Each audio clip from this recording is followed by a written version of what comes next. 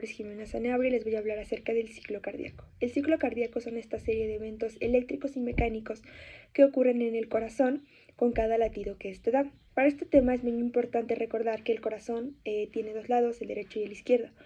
En ambos tiene dos cavidades, por lo que son 4, y en ambos lados del corazón va a ocurrir las mismas fases. Sin embargo, en el lado derecho del corazón, las presiones de estos van a ser más bajas que en el lado izquierdo. ¿Y por qué hablamos de presiones?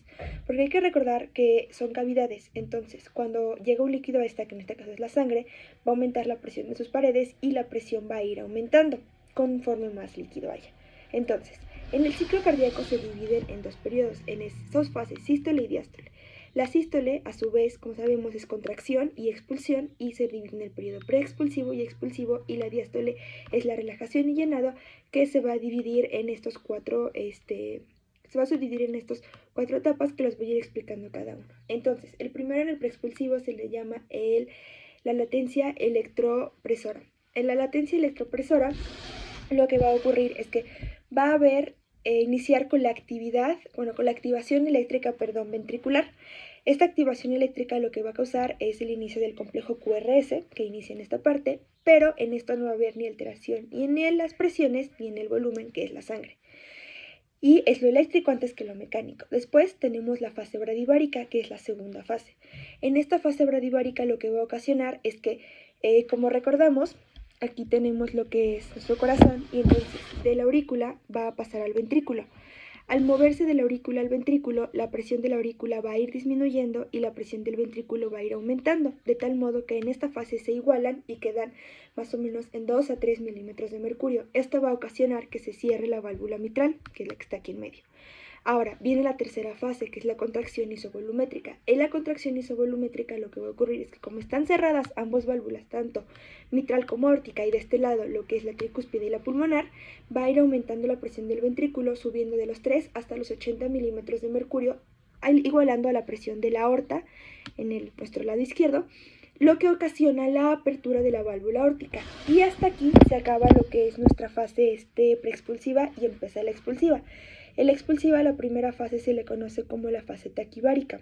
En esta va a haber un aumento de las presiones por esta apertura de la válvula aórtica. Pero hay que recordar que el ventrículo ya estaba lleno, o sea, porque ya había caído toda la sangre al ventrículo, y aquí ya va a haber 130 mililitros de sangre, pero en esta fase no hay alteración del volumen, solo de la presión, y tanto la presión del ventrículo como de la aorta van a subir hasta 120 milímetros de mercurio. Ahora, la fase que sigue es la fase taquivolémica. En esta fase taquivolémica ahora sí va a haber alteración en el volumen, y lo que va a pasar es que se va a empezar a eyectar la sangre a lo que es la aorta. En esta fase no hay alteraciones en las presiones, solo en el volumen, y normalmente se eyecta lo que se conoce como volumen sistólico, que estos son 70 mililitros de sangre. Esto es lo que se va a eyectar. Y hay que recordar que en esta de 130 y se van a eyectar 70. Después viene lo que es la fase bradivolémica. En la fase bradivolémica va a haber lo que es la alteración de las presiones.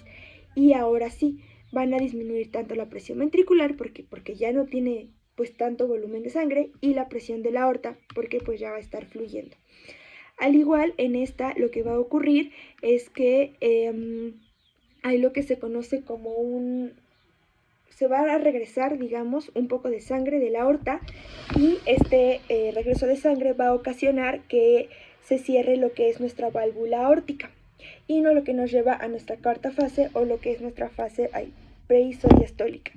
En la fase preisodiastólica lo que va a ocurrir es que ya van a estar cerradas estas dos válvulas, y lo único que va a pasar es que se cierra la válvula aórtica, y este cierre de la válvula aórtica va a marcar lo que es el final de nuestra sístole, y empieza nuestra diástole, que es el periodo de relajación y de llenado. Como les había mencionado, en este son 4 fases, y la primera fase se le conoce como la relajación isovolumétrica. ¿Por qué? Porque ya van a estar cerradas ambas válvulas, y hay que recordar, es muy importante, que en lo que ocurre toda la contracción ventricular, toda la sístole ventricular, la aurícula siempre se están llenando constantemente de sangre, ya sea por las venas pulmonares o por las venas cavas. Entonces, para este punto, pues nuestra aurícula ya tiene sangre, y aparte están cerradas ambas válvulas, y se le conoce como la relajación isovolumétrica, y va a haber un descenso en las presiones del ventrículo, porque ya no tiene sangre, y va a igualar a la de la aurícula y va a llegar más o menos otra vez a los mismos 2 o 3 milímetros de mercurio, ocasionando otra vez la apertura de la válvula mitral o de la válvula tricuspidia, lo que va a ocasionar que venga la siguiente fase, que es de llenado rápido, que pues como su nombre lo dice, va a caer sangre de la aurícula al ventrículo. Y después viene la fase de llenado lento, que es un poco más lento, que es la tercera fase. Y la cuarta fase se le conoce como la sístole auricular, donde va a haber un impulso en el nodo sinoauricular, que me olvidé mencionarles, pero este es lo que marca el inicio del ciclo cardíaco.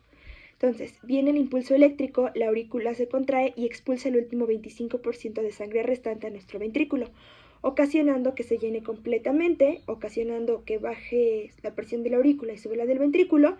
Y aparte esto va a ocasionar contracción, ocasiona en el electro lo que es la onda P. Y aquí ya acaba el ciclo cardíaco y ya se repite a partir de... Esta segunda parte del video va a tratar acerca del potencial de acción. Debemos recordar que el corazón tiene células contráctiles, las cuales tienen la capacidad de la excitabilidad ante un estímulo externo. Entonces viene este estímulo externo, se excita, nos da una respuesta eléctrica, viene el potencial de acción. Este potencial de acción se va a propagar y va a causar que se contraiga la célula.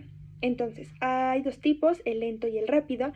En este caso les voy a hablar del rápido o del potencial de acción en las células contráctiles, las cuales están en aurículas, ventrículos y fibras de Purkinje, y consta de 5 fases. Es la fase 0 o la fase de despolarización, la fase 1 o la repolarización inicial, la fase 2 o la meseta, la fase 3 o la repolarización rápida y la fase 4 o lo que se conoce como el potencial de membrana, bueno, el potencial de membrana en reposo, o potencial membrana. Entonces, tenemos nuestra, para empezar a hablar, voy a empezar por la cuarta fase, que es el potencial de membrana en reposo. Normalmente va a estar en menos 90 MB y va a ser dependiente de que los canales de sodio estén desactivados. Esto va a pasar entre un potencial de acción y otro. Entonces, viene una onda de despolarización y va a causar que el potencial de membrana se vuelva más positivo. Cuando se empieza a ser más positivo, van a abrirse los canales de sodio, los canales de sodio dependientes de voltaje, lo que permite que ingrese el sodio a nuestra célula contráctil. ¿Por qué? Porque a través de la unión de las hendiduras. Entonces ya entra el sodio y va a hacerse todavía más positivo hasta que llegue a los más 20 MB. Es muy importante recalcar que en esta fase 0 o la fase de despolarización, la magnitud de esta va a depender la fuerza con la que se contrae el corazón. Y entonces ya llega a la fase 1 o de fase de repolarización inicial, y aquí podemos ver que es el mayor pico del potencial de acción. Entonces se cierran los canales de sodio y se abren los canales de potasio, y ahora el potasio va a salir de la célula. Y es por eso que hay una repolarización y va a llegar hasta los 10 MB. Después de esto va a aumentar, viene nuestra fase 2 o nuestra fase de meseta. En esta fase 2 o fase de meseta lo que va a pasar es que va a disminuir la permeabilidad del potasio y va a aumentar la permeabilidad del calcio. ¿Por qué? Porque durante la fase 0 y la fase 1 se estuvieron abriendo los canales de calcio dependientes de voltaje. Entonces, ya están abiertos y va a ingresar el calcio. En esta parte dura mucho y es de hecho lo que le da la duración al potencial de acción, y es muy importante, si se dan cuenta está lineal, y es muy importante porque es lo que previene lo que se le conoce como las contracciones sostenidas del corazón. O sea, va a permitir que se contraiga y que se relaje. Entonces, a partir de esto, cuando acaba la meseta, va a terminar la contracción y va a iniciar lo que es la relajación. Y viene que es nuestra tercera fase o nuestra fase de repolarización rápida. En esta fase de repolarización rápida lo que va a pasar es que otra vez se va a volver permeable el potasio y se va a volver impermeable, bueno, menos permeable el calcio, y entonces va a salir potasio y viene nuestra repolarización inicial, hasta llegar otra vez a nuestros mismos menos 90 MB. Es muy importante que todo ocurra a su tiempo para que el corazón tenga tiempo de contraerse y de relajarse para el llenado y pues para la expulsión de sangre. También es importante mencionar en esta parte que tenemos algo que se conoce como periodo refractario cuando acaba cada potencial, que es que en este tiempo nada va a excitarlo, lo que permite bien la relajación del corazón y que se vuelva a contraer. Y eso es todo, muchas gracias.